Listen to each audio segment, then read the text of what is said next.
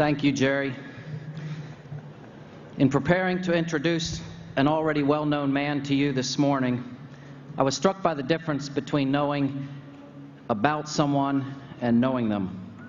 You see, you can know about someone simply by reading about him or her, but you can only know someone by spending time with them. I first met our commencement speaker in September of 2006. He was a first-term governor being talked about as a potential presidential candidate. I was looking for someone special to support in 2008, and after learning all I could about him, I requested a meeting to see if I could help him. 6 weeks later, our founder, Jerry Falwell, met our speaker in his Boston home. I had invited a dozen evangelical leaders for lunch and an informal chat with the governor and his wife, Ann. It was the only time Dr. Falwell would meet the governor. For 7 months later, this very week, he went home to heaven. My guess is all of us here today know something about Mitt Romney. He has been written about in every newspaper and magazine in the country and appeared on virtually every television program. Everyone, it seems, has an opinion about him. Most of you probably know Mitt Romney was a successful businessman, president of the Salt Lake City Winter Olympic Games, governor of Massachusetts, and is now running for president of the United States for the second time. You may know something about his record of turning around big messes and solving complex problems. And many of you know him to be a man of strong faith, a husband of 43 years, father of 5 sons, and grandfather to 18. Indeed, you could know all of these things without ever meeting him. But for the past 6 years, I've had the opportunity to really get to know Mitt and Ann Romney. Not as well as some people who've known them longer, but better, I suspect, than most in this stadium. I've been with them on the campaign trail from Iowa to New Hampshire and Michigan to Florida. I've been in their home on numerous occasions and have observed their lives in countless public and private moments. I've gotten to know several of their sons and their families. My wife, April, and I have even sought parenting advice from the Romneys because their record is so good. Over the course of these years, we've prayed together, shared scripture together, and talked about life together. And here's what I have found. I do not have 2 better friends on this earth than Mitt and Ann Romney. I've been privileged to know and work with some remarkable people in my 50 years, and our speaker and his wife are among the most extraordinary people I have ever met or known. I love telling people about Mitt Romney.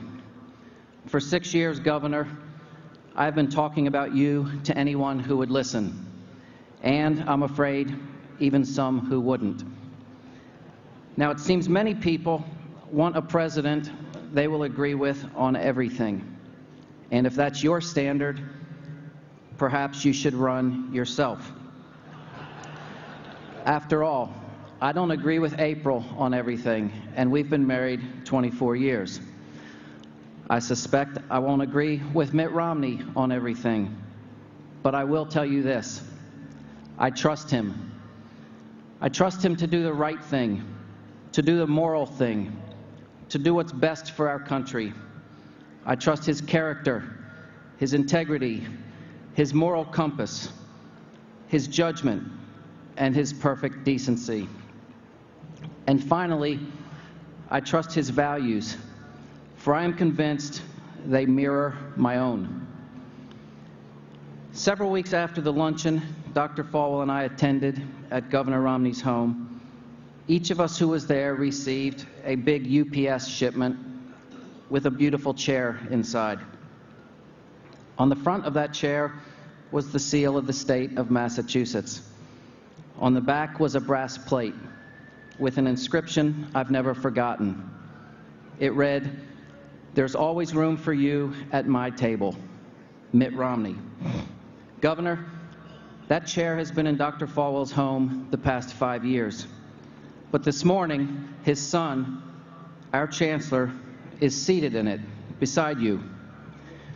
When Jerry asked me last month to invite you to be our commencement speaker, I began to think about that chair.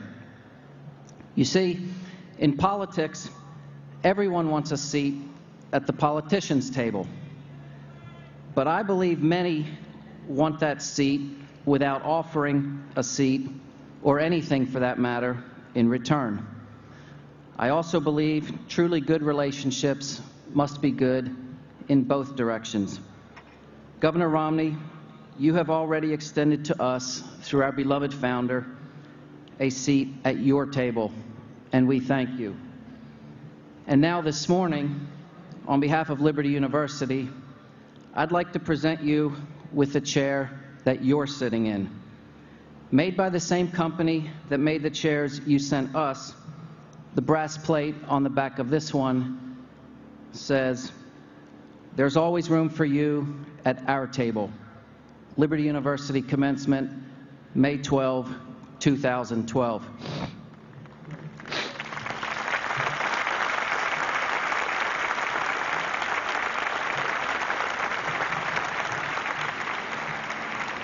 Governor and Mrs. Romney, thank you for honoring Liberty University and our graduating class by being here today.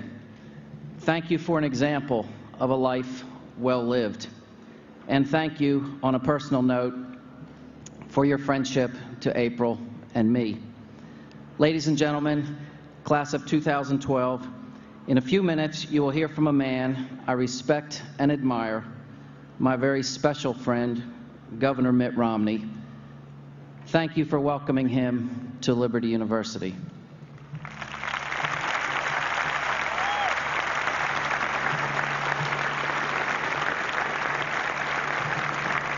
Thank you, Mark. Liberty University is a nonprofit educational institution, and as such, since 1954, nonprofits have been prohibited from endorsing candidates. Liberty University does not endorse candidates. The governor's presence here should not be seen as an institutional endorsement of his candidacy. However, the Bible teaches that Christians should be good citizens, and I believe that includes the obligation to vote. My father often preached that Christians should vote for the candidate whose positions on the political issues are most closely aligned with their own, not the candidate who shares his or her faith or theology. We are, after all, electing a commander-in-chief, not a pastor or a religious leader, he would often say. And I've got a little crack in here about Jimmy Carter. I'm going to skip, but keep going here. But I would like to invite Governor Romney and Dr. Godwin to the podium at this time in recognition of Governor Mitt Romney's contribution to our nation and in acknowledgement of his camaraderie in the right to preserve those values upon which this nation was founded. With the power vested in me by the Board of Trustees of Liberty University, the Doctor of Humanities is hereby conferred upon Governor Mitt Romney with all the rights and the privileges appertaining thereto. And somebody's got the degree.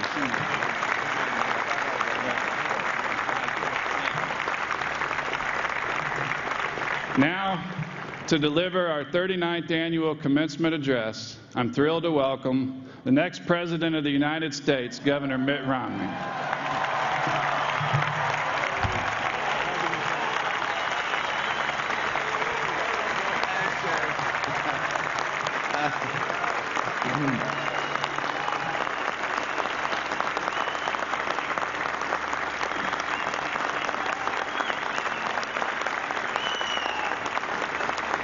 Thank you so very much. Mark, thank you for that very powerful and moving and emotional for me introduction. Thank you for your friendship. What a great man. Chancellor Falwell, thank you for your introduction and for your support and kindness today. Pastor Jonathan Falwell, Dr. Luis Palau, faculty and staff and distinguished guests, parents and friends, and graduating seniors from Liberty. For the graduates, of course, this moment marks a clear ending and a clear beginning. The task set before you 4 years ago is now completed in full. To the class of 2012, well done and congratulations.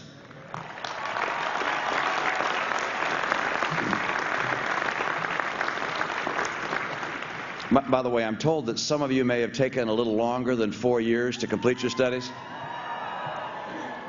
One graduate has said that he completed his degree in only 2 terms, Clinton's and Bush's. In some ways, it's fitting that I share this distinction with Truett Cathy. The Romney campaign comes to a sudden stop when we spot a Chick-fil-A. Your chicken sandwiches were our comfort food through the primary season, and heaven knows there were days that we needed a lot of comfort. So Truett, thank you and congratulations on your well-deserved honor today.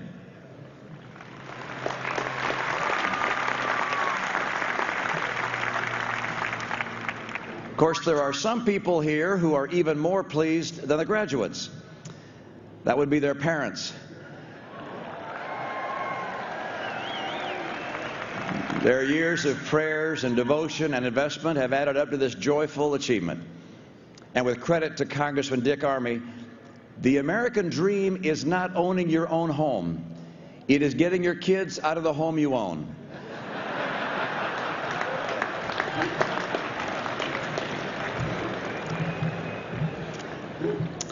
Lately, I've found myself thinking about life in 4-year stretches. And let's just say that not everybody has achieved as much in these last 4 years as you have. But that's a theme for another day. But 2 observations. First, even though job opportunities are scarce in this economy, it's not for nothing that you have spent this time preparing. Jerry Falwell Sr. long ago observed that you don't determine a man's greatness by his talent or wealth, as the world does, but rather by what it takes to discourage him. America needs your talent and skill. If we take the right course, I am convinced we're going to see a resurgence in the American economy that will surprise the world and that will open new doors of opportunity for those who are prepared as you are. Of course,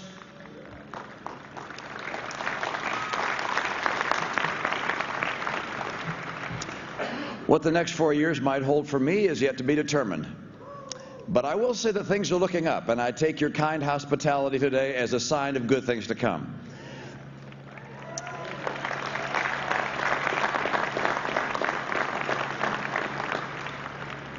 I want you to know that I consider it a great life honor to be able to be here to address you today.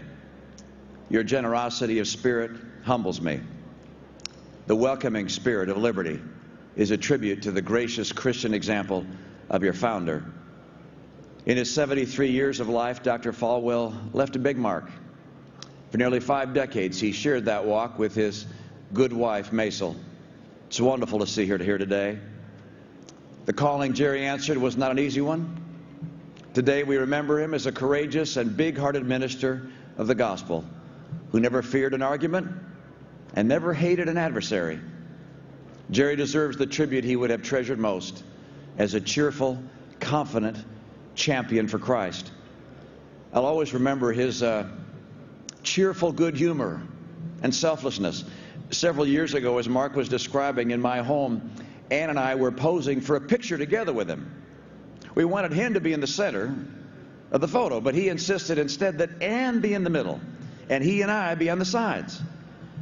And then he explained by pointing to me and then to himself. He said, "You see, Christ died between 2 thieves."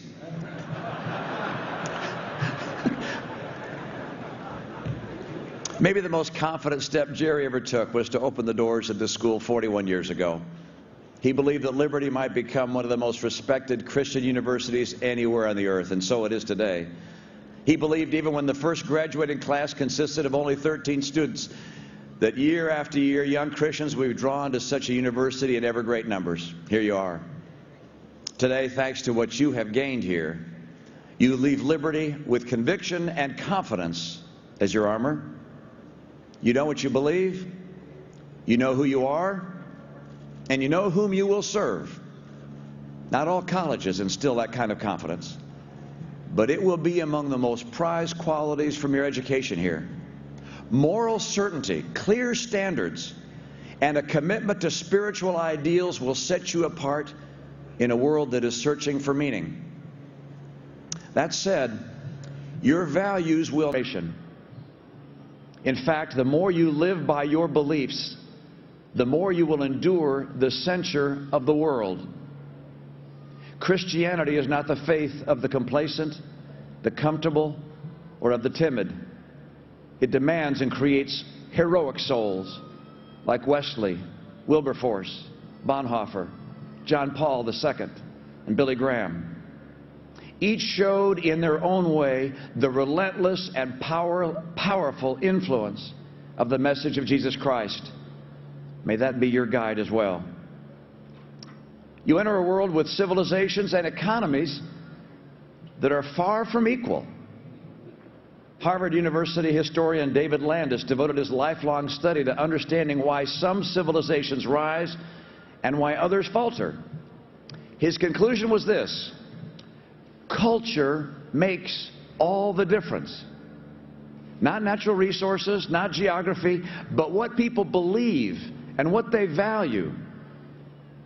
Central to America's rise to global leadership is our Judeo-Christian tradition, with its vision of the goodness and possibilities of every human life. The American culture promotes personal responsibility, the dignity of work, the value of education, the merit of service, devotion to a purpose greater than self, and at the foundation, the preeminence of family. The power of these values, this culture, is evidenced by a recent Brookings Institution study that Senator Rick Santorum brought to my attention. For those who graduate from high school, get a job, and marry before they have their first child, the probability that they will be poor is 2%. But if those things are absent, 76% will be poor. Culture, what you believe, what you value, how you live, matters. Now, as fundamental as these principles are, they may become topics of democratic debate from time to time. So it is today with the enduring institution of marriage. Marriage is a relationship between one man. Marriage is a relationship between one man and one woman.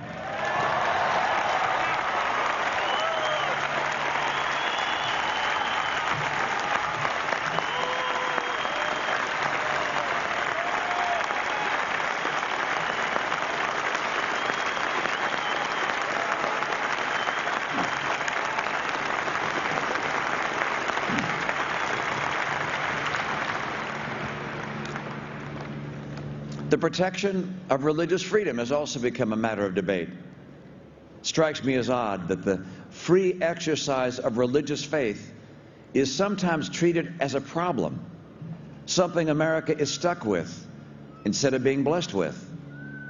Perhaps religious conscience upsets the designs of those who feel that the highest wisdom and authority comes from government. But from the beginning, this nation has trusted in God, not man.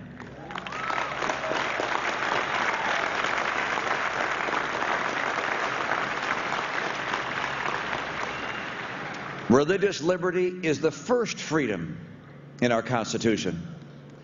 And whether the cause is justice for the persecuted, compassion for the needy and the sick, or mercy for the child waiting to be born, there is no greater force for good in the nation than Christian conscience in action.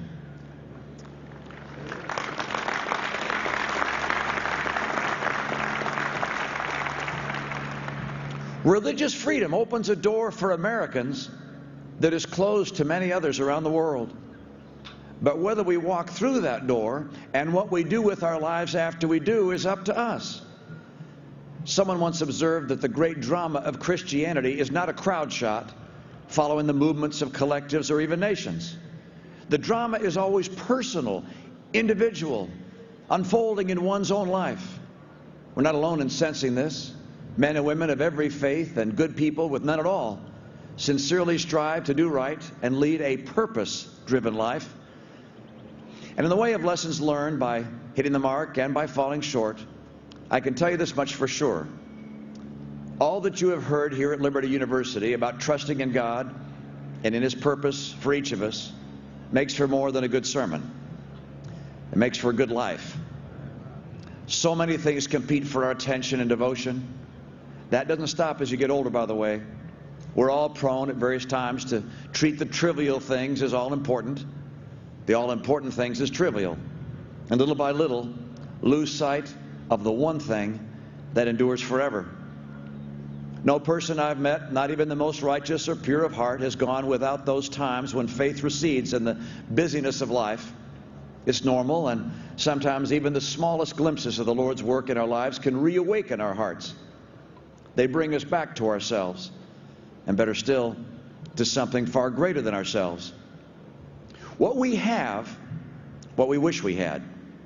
Ambitions fulfilled, ambitions disappointed. Investments won, investments lost. Elections won, elections lost. These things may occupy our attention, but they do not define us. Each of them is subject to the vagaries and the serendipities of life. Our relationship with our Maker, however, depends on none of that. It's entirely in our control, for He is always at the door and knocks for us. Our worldly success cannot be guaranteed, but our ability to achieve spiritual success is entirely up to us, thanks to the grace of God.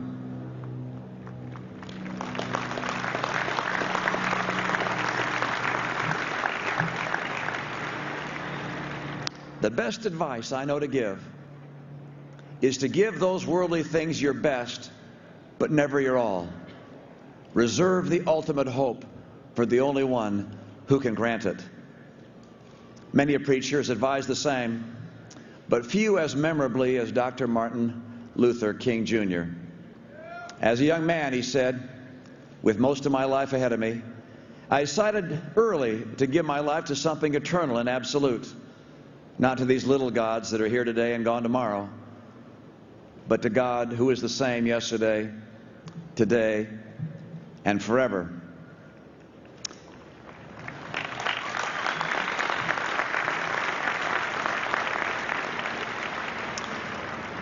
In this life, the commitments that come closest to forever are those of family. My dad, George Romney, was a CEO, a governor, and a member of the President's cabinet. My wife, Ann, asked him once, Dad, what was your greatest accomplishment? Without a moment's pause, he answered, raising our 4 kids. Ann and I feel the same way about our family. I've never once regretted missing a business opportunity so that I could be with my children and grandchildren. Among the things in life that can be put off, being there when it matters most isn't one of them. As C.S. Lewis said, the home is the ultimate career.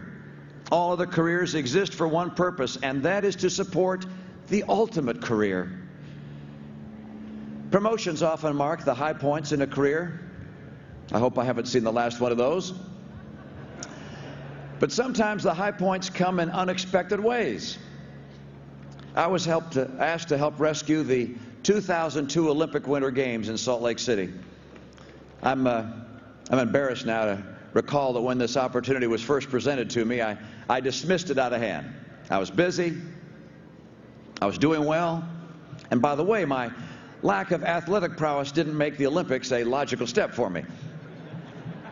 In fact, after I accepted the position, my oldest son called and said, Dad, I've spoken to the brothers. We saw the paper this morning.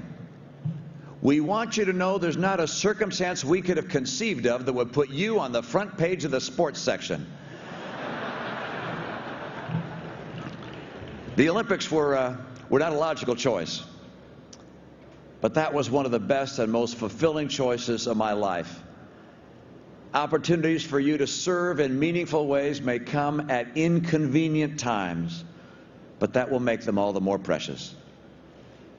People of different faiths like yours and mine, sometimes wonder where we can meet in common purpose when there are so many differences in creed and theology. Surely the answer is that we can meet in service, in shared moral convictions about our nation stemming from a common worldview. The best case for this is always the example of Christian men and women working and witnessing to carry God's love into every life. People like the late Chuck Colson. Not long ago, Chuck recounted a story from his days just after leaving prison. He was assured by people of influence that even with his prison record, a man with his connections and experience could still live very comfortably. They'd make some calls, get Chuck situated, set him up once again as an important man.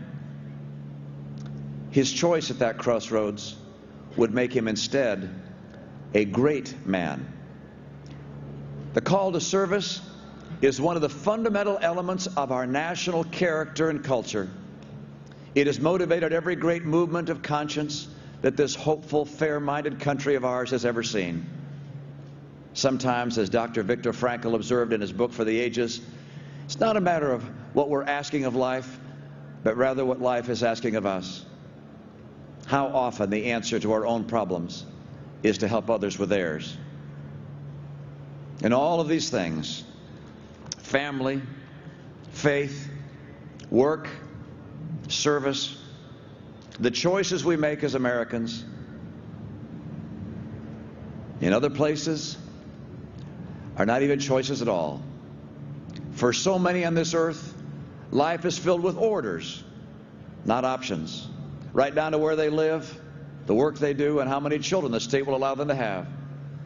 All the more reason to be grateful this and every day that we live in the United States of America, where the talent God gave us may be used in freedom. Thank God for this country.